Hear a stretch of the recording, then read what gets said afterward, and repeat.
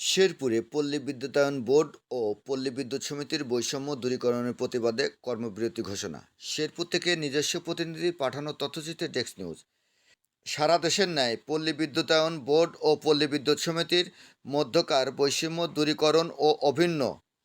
Service কোডের জন্য শেরপুর পল্লী বিদ্যুৎ সমিতির কর্মবিরতির ঘোষণা দিয়েছে প্রবিশের কর্মরত কর্মকর্তা ও কর্মচারীরা। 5ই মে রবিবার দুপুরে শেরপুর পল্লী বিদ্যুৎ সমিতি অফিসের নিচে সকল কর্মকর্তা কর্মচারীগণ এই কর্মবিরতি ঘোষণা ও পালন করেন। ওই সময় উপস্থিত প্রবিশের সকল পর্যায়ের কর্মকর্তা ও কর্মচারীগণ অংশগ্রহণ করে বলেন, পল্লী বিদ্যুৎ সমিতির কর্মকর্তা কর্মচারীদের পদমর্যাদা সরকার ঘোষিত গ্রেডিং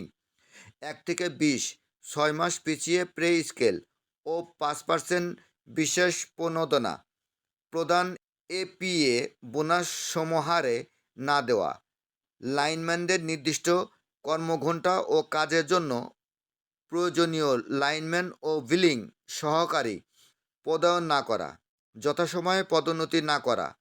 লাইন ক্রু লেভেল 1 ও মিটার রিডার কাম মেসেঞ্জার চুক্তিভিত্তিক বিলিং সহকারী নিয়মিত না করা, স্মারকলিপিতে অংশগ্রহণ করার ভোলা প্রবিশ এর এজিএম অর্থায়নে সাময়িক বরখাস্ত, সিরাজগঞ্জ 2-এর ডিজিএম কারিগরি ও এজিএম আইটিকে পল্লী বিদ্যুতায়ন বোর্ডে সংযুক্ত করা, পল্লী বিদ্যুতায়ন বোর্ডের শোষণ নির্যাতন নিপীড়ন বন্ধ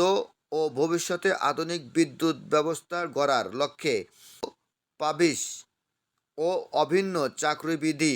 বাস্তবায়নের জন্য বিদ্যুৎ ব্যবস্থা সচল রেখে আমাদের এই কর্মবিরতি। এ সময় তারা আরও বলেন, পল্লী বিদ্যুৎ সমিতির এই বৈষম্য দূরীকরণ